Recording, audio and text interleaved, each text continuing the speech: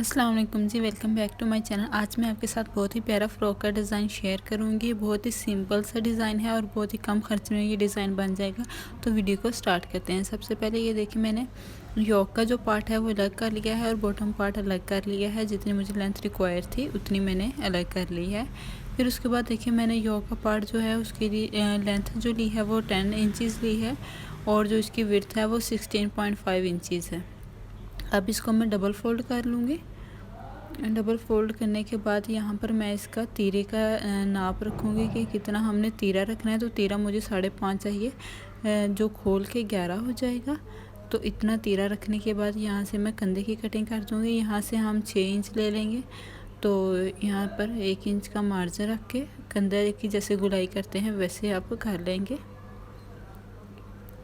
ये तकरीबन 10 साल की बच्ची का मैं आपके साथ फ्रॉक शेयर कर रही हूँ। इसके मेजरमेंट्स आप अपनी मर्ज़ी के मुताबिक जितनी आपको लेंथ या विड्थ रिक्वायर हो उतना चेंज कर सकते हैं।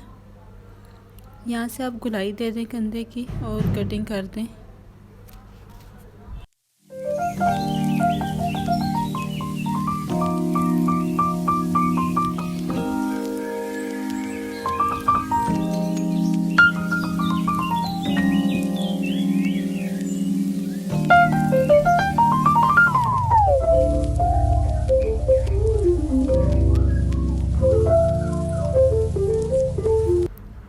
कटिंग के बाद मैं आपको बताऊंगी कि आपने जो बैक पार्ट है उसकी कटिंग नहीं करनी। उसके गले की जो बैक नेक की कटिंग होती है वो नहीं करनी, बिल्कुल ऐसे ही आपने स्ट्रेट रखना है उसको।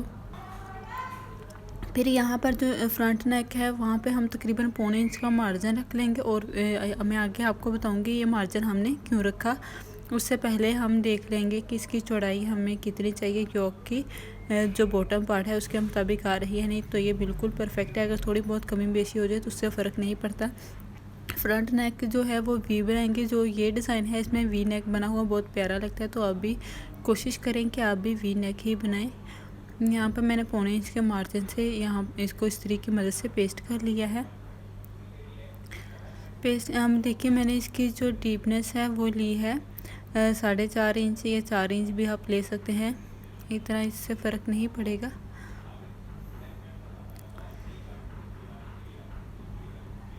आप देखें कि इसके बाद मैंने बैक नेक की भी ऐसे ही थोड़ा सा मार्जिन रखते हुए जो बुकरम है उसको पेस्ट कर लिया है। बैक नेक की आपने किसी भी किस्म की कटिंग नहीं करनी, ना तिरछी कटिंग करनी है। जो तीरे की हम कटिंग करते हैं इसमें किसी किस्म की कटिंग भी नहीं होगी बैक फ्रंट की। बिल्कुल ऐसे ही हम जो बुकरम है उसको पेस्ट करेंगे। फिर हमने ये पट्टी ली है, ये हम डोरी बनाने के लिए, मगज़ी जिसे एजिंग बोलते हैं, वो निकालने के लिए यूज़ करेंगे। तो आपने थोड़ी सी बुकरम के ऊपर सिलाई लगानी है, फिर इसको दूसरी तरफ फोल्ड करके इसकी मगज़ी निकाल लेनी है। जैसे कि ये इस तरह से बनी हुई दिखाई देगी। मैंने सेम कपड़े में ली है। अगर आपके पास लेस या कोई चीज़ नहीं हो तो आप डिफरेंट कलर में भी यूज़ कर सकते हैं, मगज़ी बना सकते हैं। यहाँ पर आप हैंड स्टिच कर लें, जिसको तरपाई भी बोलते हैं। इस्त्री की मदद से पहले इसको अच्छी तरह से बिठा लें, फिर उसके बाद आप इसको तरपाई करें। तरपाई करने के बाद ये देखिए, मैंने ज़िग-ज़ैग डोरी ली है। डोरी को मैंने थोड़ा सा मार्जिन रखना, तकरीबन 1/2 इंच का मार्जिन रखते हुए यहाँ पे स्टिच करना है, आगे वाली साइड पर भी और बैक नेक पर ऊपर भी, जैसे कि ये सिलाई कर ली है मैंने पहले ही। बहुत ही प्यारा ये डिज़ाइन बनेगा। वीडियो स्टिच पर अच्छी लगी तो वीडियो को आप लाइक कर दें, मेरे चैनल को सब्सक्राइब कर दें। उसके बाद ये देखिए, मैंने दोनों पार्ट्स को तैयार कर लिया है। अब हमने क्या करना है, इसके बाजुओं को तैयार करना है। ये हमारा नेक वो जो है वो तैयार हो गया है।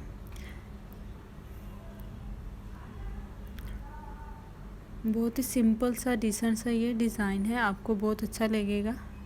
ये हमारे पास बाजू हैं। बाजू की आपने चौड़ाई भी ज़्यादा लेनी है कंधे की तरफ से और फ्रंट से भी, क्योंकि हमने यहाँ पे चुनट्स डालने हैं।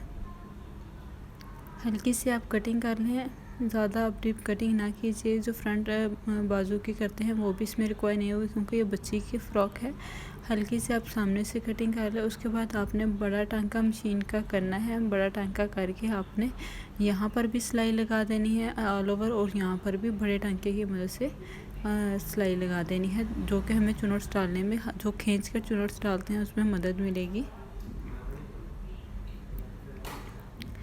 इस तरह से मैंने सिलाई कर ली है, सिलाइयाँ लगा ली हैं सारी, आपको दिखा रही हूँ। اب آپ ایسے کریں کہ جو ہم نے سلائی لگائی تھی اسی دھاگے کو کھینچیں اور اس میں چنر ڈالیں، جو کہ کندھے کے صرف اوپر والی سائڈ پہ آنے چاہیے، جہاں پہ ہم کندھا جوڑتے ہیں قمیض کے ساتھ سینٹر میں بالکل کندھے کے آنے چاہیے چنرس جو ہیں وہ سارے۔ اور ایسے ہی ہم دھاگا کھینچ کے فرنٹ سائڈ پہ چنر بنا لیں گے۔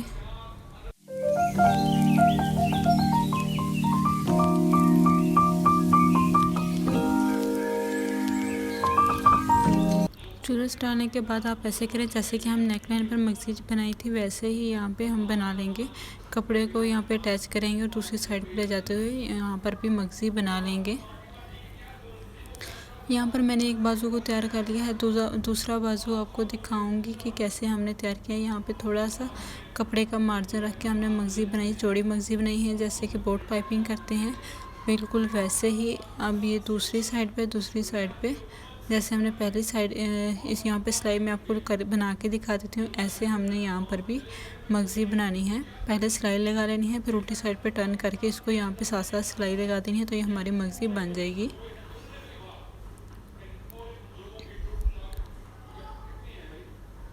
اور اس کے ساتھ ساتھ پھر ہم نے زگ زیگ ڈوری لگا دینی ہے، جو کہ اس کی خوبصورتی کو انہینس کرے گی۔